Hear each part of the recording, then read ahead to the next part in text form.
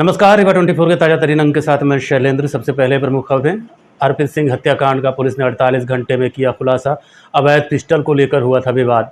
Short video से खुला हत्या का राज। बेटे की साली ने प्रेमी के साथ मिलकर की थी वृद्ध की हत्या।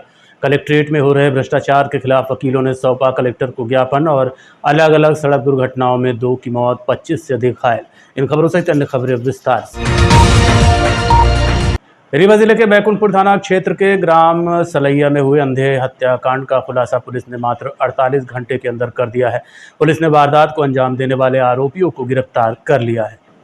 4 अप्रैल को बैकुंठपुर थाना क्षेत्र के सलैया गांव में 2 बदमाशों द्वारा सत्यपाल सिंह अर्पित सिंह की गोली मारकर हत्या कर दी गई थी, जिसके बाद पुलिस ने अज्ञात आरोपियों के खिलाफ हत्या का मामला दर्ज कर संदेहियों को चिन्हित कर तलाशी की व संदेहियों योगेश शुक्ला उर्फ मोहित हाल निवासी बरगवा जिला सिंगरौली और संजय बसूर निवासी बरगवा जिला सिंगरौली को पूछताछ के लिए थाने लाया गया।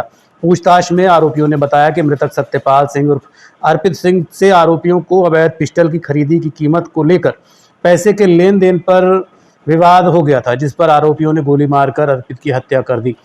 पुलिस ने आरोपियों की निशानदेही पर आरोपी योगेश के कब्जे से घटना में प्रयुक्त एक देशी पिस्टल एवं 2 जिंदा कारतूस सहित एक कार बरामद की है। इसके अलावा आरोपी योगेश शुक्ला उर्फ मोहित द्वारा घटना के बाद मृतक का मोबाइल उसके पास से लेकर रास्ते में फेंक दिया गया था, जिसे भी पुलिस ने बरामद कर लिया है, जबकि वारदात में प्रयुक्त बाइक अभी तक बरामद नहीं हुई है। तो प्रथम दृष्टया पाया जाता है जिस पर अपराध पंजीबद्ध किया जाता है।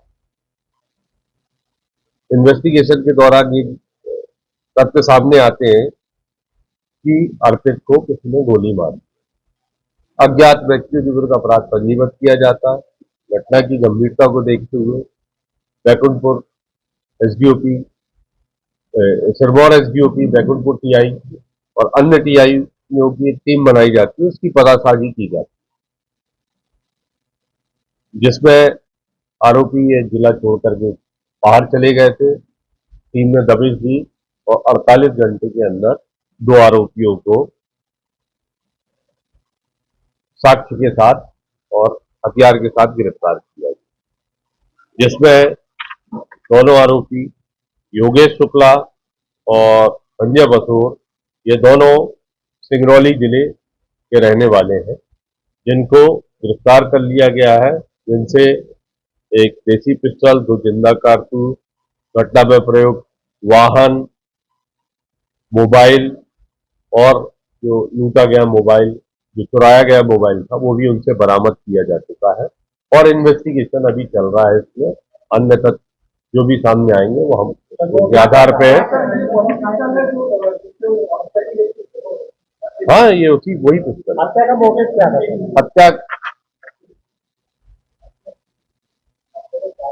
हत्या का कारण ये पिस्टल की खरीदी हत्या का कारण था।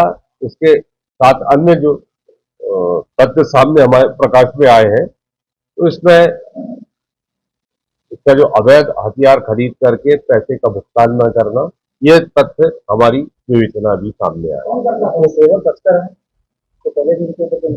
ये अभी हमारे सामने मुखबिरों से मालूम पड़ा है। हम इनके संबंध में जो रिकॉर्ड है वो निकाल रहे हैं। ये अभी हमारा ये सब आप लोगों के माध्यम से हमें ज्ञात हुआ है, तो अभी हम पूछताछ इसमें कंटिन्यू कर रहे हैं। अब हम कहाँ से अज्ञात आरोपी थे, हमको सबसे पहले तो आइडेंटिफाई करने में टाइम लगा और फिर हम सिंगरौली, यहाँ तक सिंगरौली जा करके इनके ठिकानों पे हमने दबिश दी। इसमें हमको थोड़ा सा टाइम लगा। अभी हमने इनका पीआर लिया है, पुलिस रिमांड, और हम इसमें पूछताछ कर रहे हैं। ये सब अभी हमारा इन्वेस्टिगेशन का पार्ट है। ये तथ्य सामने आए हमारे, ये दोनों के पुराने संबंध थे। ये सब हम जांच कर रहे हैं, कहाँ से इन्होंने अवैध तरीके से अर्जित।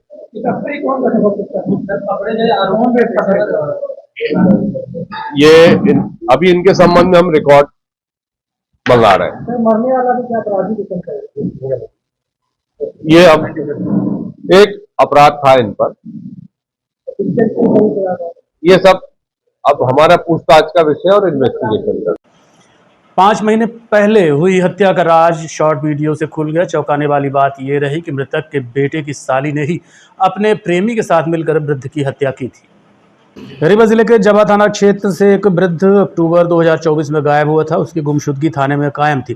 पेंडिंग मामलों की समीक्षा कर रहे एसडीओपी त्योंथर उदित मिश्रा ने इस मामले की नए सिरे से जांच शुरू कराकर परिजनों को बुलाकर उनसे बयान लिए। जांच के दौरान एक शॉर्ट वीडियो पुलिस के संज्ञान में आया, जिसमें महिला वृद्ध के साथ मारपीट करते दिखी। ये वीडियो वृद्ध की बहन के लड़के के मोबाइल में मिला था। वीडियो में वृद्ध के साथ मारपीट करने वाली महिला बेटे की साली निकली, जो प्रयागराज के शंकरगढ़ में रहती थी। पुलिस ने महिला को हिरासत में लेकर वीडियो के आधार पर उससे पूछताछ की तो महिला ने बताया कि वो वृद्ध को एक्सीडेंट होने का झांसा देकर अपने प्रेमी अंकित यादव निवासी देवरा लोनीपार शंकरगढ़ जिला प्रयागराज के साथ गढ़ के देऊर बौद्ध स्तूप में लेकर गई। वहां महिला ने वृद्ध के साथ पहले मारपीट की, बाद में गमछे से उसका गला घोंट दिया। आरोपियों ने पहचान छिपाने पत्थर से उसका चेहरा कुचल दिया था। गढ़ थाने में हत्या का प्रकरण कायम था, लेकिन मृतक की पहचान नहीं हो पाई थी। पुलिस ने घटना स्थल का वीडियो, पत्थर के टुकड़े, मृतक की चप्पल व कपड़े भी बरामद किए हैं। मामले में अंकित यादव फरार है, जिसकी पुलिस तलाश कर रही है। और आसपास के गुम इंसानों के संबंध में हम तलाश कर रहे थे।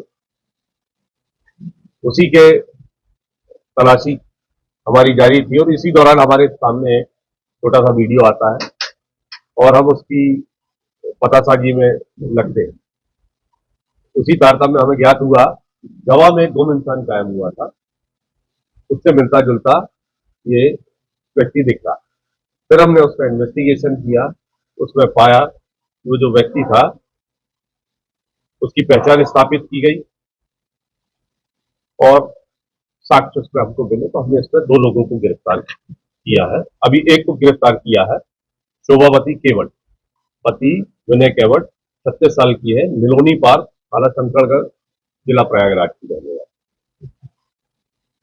अन्य साथी के साथ मिलकर के इन्होंने उस व्यक्ति की हत्या कर दी। ये प्रेम प्रसंग का मामला था, जिसमें टीम ने बहुत अच्छे से काम किया और इसमें हमको सफलता प्राप्त।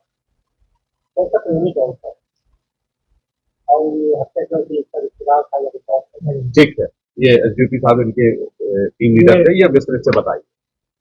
ये मामला जो जैसा कि सर ने बताया कि एक जवा में गुम इंसान था जो व्यक्ति, वही व्यक्ति जो देवर कोठार में हत्या हुई थी वो ब्लाइंड था, क्योंकि बॉडी काफी विक्षत थी और पहचान छुपाने के इरादे से पत्थर कुचलकर उसकी हत्या की गई थी। जब पिछले महीनों में जब हमने समीक्षा की तो गुम इंसान की समीक्षा के दौरान हमने पाया कि कहाँ कहाँ पर ऐसे ब्लाइंड मर्डर्स हैं, उनको हमने ट्रेस करने की कोशिश की।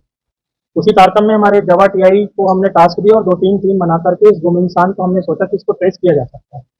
उस दौरान जब हमने उसके आसपास के परिजनों के और सबके कथन लेना शुरू किए और उनसे पूछताछ की तो ये पाया कि जो मृतक है उसके बेटे की साली, मतलब उसकी बहू की जो बहन थी, वो उसका अपनी बहन के ससुराल में आना जाना होता था और कुछ प्रेम प्रसंग के मामलों को लेकर मृतक जो है बीच में उनको रोक टोक करता था और उसके परिवार के भी बच्चों के साथ कुछ ऐसी बात आई थी तो वो काफी रोक टोक करता था और उसका आना जाना पसंद नहीं करता था अपनी बहू की बहन का। इस वजह से आरोपिया ने अपने मित्र के साथ मिल करके जो है एक तो ये कारण था, दूसरा कुछ जमीनी विवाद भी निकल के आया है जो कि बहू का अपने ससुर के साथ चल रहा था कि कुछ प्रॉपर्टी को लेन देन को लेकर के। तो चूंकि दखलंदाजी उसकी अपनी बहन के ससुराल में ज्यादा थी तो एक जमीनी विवाद, दूसरा प्रेम प्रसंग के मामलों में रोक टोक होने से आरोपिया ने अपने मित्र के साथ मिल करके अपने इसके बहन के ससुर को विश्वास में लेकर के देवर कोठार में ये पहले गला घोंटकर और फिर बाद में सिर्फ पे जो है पत्थर को चलकर पहचान छिपाने के इरादे से ये मर्डर किया था। ये किसे को क्या नहीं चला? ये एक्चुअल में प्रेम प्रसंग इनका जो है आ रहा है, चीजें अभी आगे इन्वेस्टिगेशन में चल रही हैं और ये रहने वाली शंकरगढ़ की है और जो है अभी हम पूछताछ अभी जारी रखें और जैसे भी आगे चीजें आएंगी तो फर्दर और निकाल के निकालेंगे। तहसीलों में हो रहे भ्रष्टाचार को लेकर आज कलेक्ट्रेट पहुंचकर वकीलों ने ज्ञापन सौंपा है। राजस्व मामले में भ्रष्टाचार किसी से छिपा नहीं है। जो काम ईमानदारी से होना चाहिए उसके लिए दाम फिक्स है। नामांतरण हो, बंटवारा हो, जमीन की नाप जोख हो, यानी राजस्व से संबंधित सभी जितने मामले हैं, पटवारी से लेकर तहसील स्तर तक भारी भ्रष्टाचार होता है और ये बात किसी से कहीं छिपी नहीं है। आज कलेक्ट्रेट पहुंचकर वकीलों ने कलेक्टर रीवा का ध्यान इस ओर आकर्षित किया और इसे रोकने के लिए ज्ञापन सौंपा। महोदय को एक ज्ञापन दिया है और इसके पूर्व हमने एक कमिश्नर महोदय के यहाँ भी ज्ञापन दे करके रिसीविंग लिया है, जिसकी कॉपी हम आपको उपलब्ध कराएंगे। तहसील में वर्तमान में आलम ये है कि हम अधिवक्ता हैं और यहाँ पर जो भी मामले आते हैं अधिवक्ता के माध्यम से न्यायालय में पेश होते हैं और उनका न्यायालय निराकरण करती है। यहाँ पर मामले जैसे बंटवारा का प्रकरण है, बंटवारा दो प्रकार के हैं, सहमत का मामला है अथवा एक असहमत का मामला होता है बंटवारा में।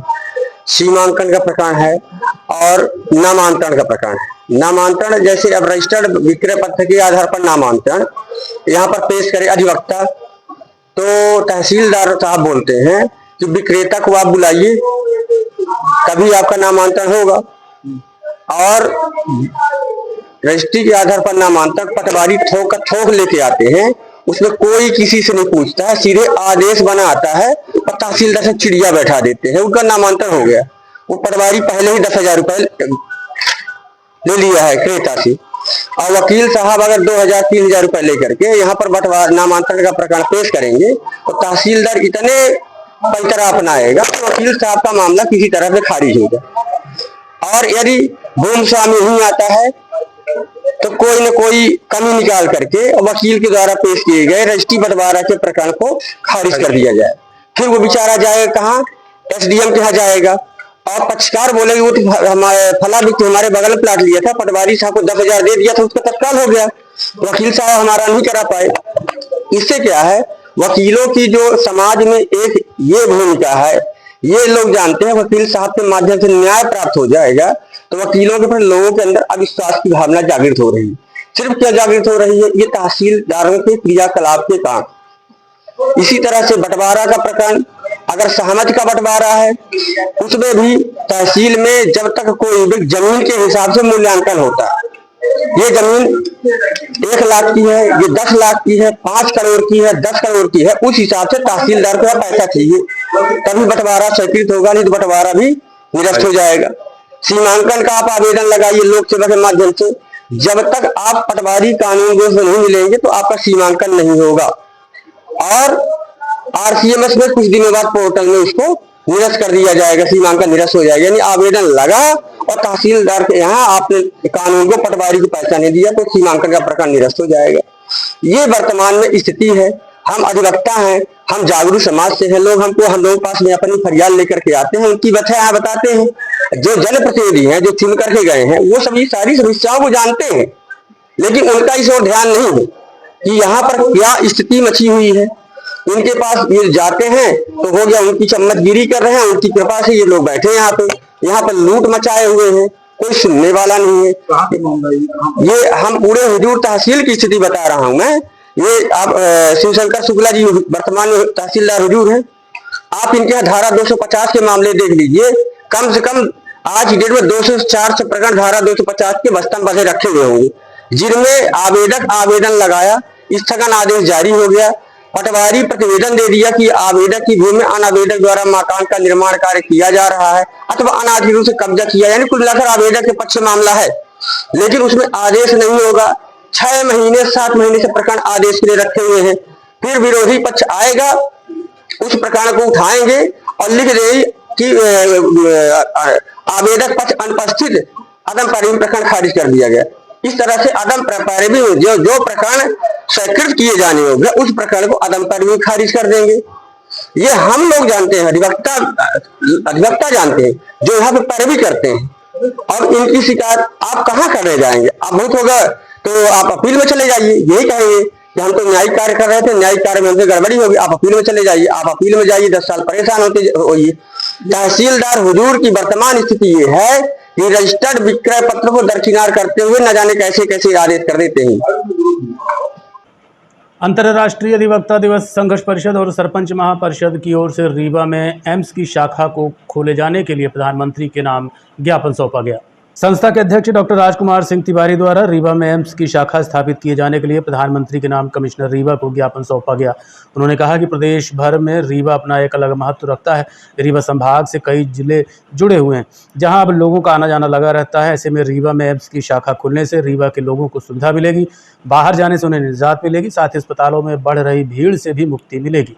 योगी का आया और हमारी जो भारतीय संस्कृति है वो है सर्वे भवन्तु सुखिनः सर्वे सन्तु निरामया सर्वे भद्राणि पश्यन्तु मा कश्चित् दुःखभाग् भवेत्। हमारा जो रीवा है ये कई जिलों का एक सेंटर है, एक ऐतिहासिक नगरी है रीवा। स्वास्थ्य जो है, आप कितना भी पैसा कमा लो, कुछ भी कर लो, संसार की समस्त साधन सुविधाएं, ऐश्वर्य वैभव आप ले आ लो, लेकिन जब तक आप क्या निरोगी काया नहीं रहेगा तो आप अपने संसाधनों का उपभोग कैसे करेंगे। आज हमारा अमीर तबका जो है रीवा में विश्व स्तरीय स्वास्थ्य सुविधाओं के उपलब्ध न रहने के लगाए वो दूसरे शहरों में भाग जाता है, महानगरों में जाता है, लेकिन जो गरीब तबका है वो अच्छी स्वास्थ्य सुविधाओं के अभाव में सदैव परेशान रहता है और उसको स्वास्थ्य सुविधाओं से वंचित रहना पड़ता है। तो आज माननीय प्रधानमंत्री जी महोदय से हमारी यह मांग है कि ऐतिहासिक रीवा नगरी में एम्स अखिल भारतीय आयुर्विज्ञान संस्थान की एक ब्रांच रीवा में खोला जाए ताकि विश्व स्तरीय चिकित्सा सुविधा उपलब्ध हो, गरीब लोग सब लाभान्वित हों। आज पूरी जो मेडिकल चिकित्सा है वो अत्याधुनिक मशीनों पर निर्भर है। अत्याधुनिक मशीन जब एम्स जैसी संस्थाएं यहाँ पे खुलेंगी और निःशुल्क उपचार होगा तभी आ पाएंगी। और इससे सबसे बड़ा सुविधा क्या होगा कि हमारे रीवा के जो चिकित्सा छात्र हैं काफ़ी टैलेंटेड हैं, अगर उनको एम्स की ब्रांच यहाँ खुल जाएगी तो पढ़ने का मौका मिलेगा तो वो अपना चिकित्सा के क्षेत्र में पूरे संसार में अपना नाम रोशन करेंगे और रीवा गौरवान्वित होगा। तो ये बेहद ज़रूरी है कि स्वास्थ्य चिकित्सा सुविधाओं का विस्तार किया जाए और समाज के हर वर्ग, हर तबका, हर वंचित तबका तक स्वास्थ्य सुविधाएं पहुँचें। देखते रहिए Rewa 24 news, city cable network. मिलते हैं छोटे से ब्रेक के बाद। विंध्य क्षेत्र का number 1 RO showroom sign marketing, जहां पर आप पाएंगे सभी कंपनियों के आरओ जैसे कि केंट, एक्वागार्ड, प्योरिड, लिफ प्योर, हेवेल्स और सभी प्रकार के आरओ 0% ब्याज में उपलब्ध। बजाज फाइनेंस की सुविधा के साथ हर कंपनी के आरओ में सर्विस बिल्कुल फ्री है। मात्र 6,999 से आरओ शुरू है। कोई भी आरओ, किसी भी कंपनी का आरओ लेने पर आपको एक डिनर सेट बिल्कुल फ्री मिलेगा। बस आपको पता याद रखें, sign marketing, hospital road, Gandhi complex, Rewa. Mobile number 9407817224। शहर के एक निजी विद्यालय द्वारा ईद मिलन समारोह का कार्यक्रम आयोजित किया गया, जिसमें भारी संख्या में मुस्लिम समाज के धर्मगुरुओं सहित अन्य नागरिक गण मौजूद रहे।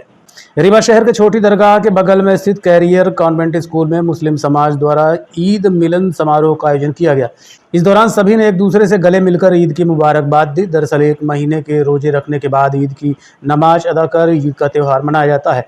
ईद के त्यौहार के बाद भी लगातार ईद मिलन का सिलसिला जारी रहता है। इसी के चलते रविवार को ईद मिलन कार्यक्रम का आयोजन किया गया।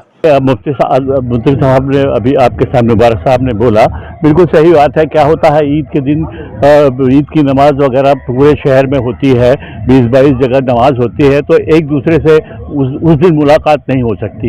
लेकिन ईद में हमेशा का ये नियम है कि आपस में हम लोग सब मिलते जुलते हैं और हम लोग ईद के दिन घर अपना छोड़ के नहीं जाते, क्योंकि लोग बाहर से मिलने आते हैं। तो ये सोचा गया कि अपन एक जैसे स्कूल में एक ईद मिलन समारोह मनाया जाए, जिसमें सब लोग शहर के जो खास सब लोग हैं वो भाईचारे के साथ एक दफ़ा ये भाईचारा बढ़ाने के लिए ये बहुत ज़रूरी है, लोगों को खुशी बांटने के लिए बहुत ज़रूरी है। और ईद के टाइम में ये संदेश जाता है कि हमको आपस में मिलजुल कर जो है रहना चाहिए और कौम की तरक्की के लिए। जैसा कि आज हम देख रहे हैं कि आज किड्स कैरियर कॉन्वेंट स्कूल छोटी दरगाह के पास में ईद मिलन समारोह का प्रोग्राम मुनक्किद किया गया। ये हमारे यहाँ ख़ासतौर पर मुस्लिम समाज में एक महीने के रोज़े रखने के बाद मुस्लिम समाज के लोग ईद की नमाज अदा करते हैं और ईद के बाद एक दूसरे से गले मिलकर और ईद की मुबारकबाद देते हैं। और ये सिलसिला ईद के बाद भी जारी रहता है। लोग जगह जगह पर ईद मिलन समारोह का प्रोग्राम मुनक्किद करते हैं। इसके पीछे मकसद ये होता है कि सारे समाज के लोग मिलकर एक दूसरे के साथ गले मिलकर एक दूसरे के साथ मोहब्बत और भाईचारे को कायम रखें, उसी को आगे बढ़ाएं। उसी मकसद के तहत इस स्कूल में भी ईद मिलन समारोह का प्रोग्राम रखा गया। मैं मुबारकबाद पेश करता हूं स्कूल के सभी जिम्मेदारान को और कमेटी के लोगों को कि उन्होंने इतना अच्छा प्रोग्राम रखा जिसमें सभी लोगों को मदऊ किया। मैहर दर्शन करने जा रहे यात्रियों से भरी पिकअप पलटने से 25 से ज़्यादा लोग घायल हुए हैं, जिन्हें इलाज के लिए संजय गांधी अस्पताल में भर्ती कराया गया है। सोनभद्र उत्तर प्रदेश का रहने वाला आदिवासी परिवार मां शारदा के दर्शन करने मैहर जा रहा था कि सुबह 6 बजे के आसपास चौराटा के पास ड्राइवर को नींद आ गई, जिसके बाद ड्राइवर का गाड़ी से नियंत्रण खो गया और गाड़ी खेत में जा गिरी। घटना में 25 लोग घायल हुए। सभी रघुनाथपुर जिला सोनभद्र यूपी के रहने वाले हैं। घायलों को स्थानीय लोगों की मदद से एम्बुलेंस के माध्यम से अस्पताल भेजा गया, जहां उनका इलाज जारी है। जिला कौन सा लगता है? सोनभद्र। सोनभद्र यूपी। हाँ, यूपी 64। कहाँ जा रहे थे आप? हम लोग जा रहे थे मैहर दर्शन करने के मुंडन कराने? दर्शन करने। दर्शन करने। हाँ। कितने लोग थे पिकअप में? पिकअप में करीब 25 लोग थे। 25 लोग? हाँ। सभी घायल हो गए? हाँ, सभी घायल हो गए। कैसे घटना हो गई थी? दरअसल में वो आगे ट्रक जा रहा था, पीछे से वो जो है कि हम लोग आज जा रहे थे पिकअप में, तो ड्राइवर नींद में था हल्का, तो वो गया स्पीड में था ज़्यादा और टच कर दिया वो उसमें और हैंडल काटा तो वो इधर उधर। हाँ। देखते रहिए Rewa 24 news city cable network. मिलते हैं छोटे से ब्रेक के बाद। हड्डी जोड़ एवं रीढ़ रोग तथा स्त्री रोग एवं प्रसूति रोग का इलाज एक ही छत के नीचे। विघ्नहर्ता hospital and trauma centre, hotel landmark के पास, रतहरा, रीवा। डॉक्टर संतोष सोनी, पूर्व चिकित्सक, बॉम्बे हॉस्पिटल, मुंबई। हड्डी जोड़ एवं रीढ़ रोग विशेषज्ञ, छोटे चीरे एवं दूरबीन विधि द्वारा हाथ तथा पैर की हड्डियों का ऑपरेशन। गठियाबात, जटिल एवं बिगड़े हुए फ्रैक्चर का बेहतर इलाज करते हैं डॉक्टर संतोष सोनी। विघ्नहर्ता हॉस्पिटल ट्रॉमा सेंटर में ही स्त्री एवं प्रसूत रोग विशेषज्ञ डॉक्टर शैलजा सोनी भी उपलब्ध हैं, जिनकी देखरेख में नॉर्मल डिलीवरी, सिजेरियन ऑपरेशन एवं बच्चेदानी से संबंधित ऑपरेशन की बेहतर सुविधा। संतानहीन दंपत्ति तत्काल संपर्क करें। विघ्नहर्ता hospital and trauma centre, hotel landmark के पास, रतहरा, रीवा। सुविधाजनक एवं सफल इलाज हेतु आज ही संपर्क करें। विघ्नहर्ता hospital and trauma centre, hotel landmark के पास, रतहरा, रीवा। मोबाइल नंबर 7828781983 अथवा 8462956774 पर।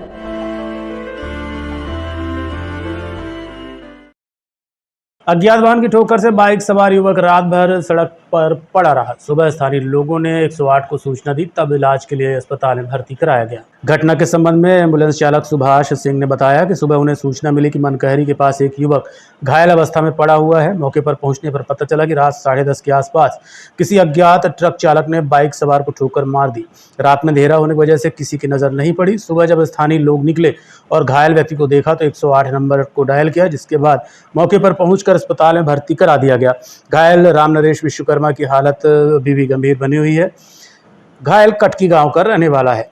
रात के बजे? रात करीब 10:30-11 बजे के बीच में इनका एक्सीडेंट हुआ। रोड में हट के बाहर पड़े हुए थे, कोई ट्रक वाला इनको टक्कर मारा है तो ये रोड से बाहर पड़े हुए थे। अब रात में कोई पब्लिक देखी नहीं, सुबह उन्होंने किसी ने देखा होगा तो फ़ोन किया 108 को, तो हम लोग गए हैं और इनको जो है लेके आए। इनको काफ़ी चोटें आई हैं। इनका नाम राजकुमार विश्वकर्मा है और ये कटकी के रहने वाले हैं। ये रात भर पड़े थे? हाँ, ये रात भर वहीं रोड के नीचे, वहाँ पानी भी भरा हुआ था खेत में, उसी में पड़े हुए थे। मोटरसाइकिल हुई? मोटरसाइकिल। और ये रात में कोई देखा ना होगा, सुबह जैसे पब्लिक ने देखा होगा तो फ़ोन किया, तो हम लोग गए तो इनको लेके आए हैं। तो गंभीर चोट आई सर में।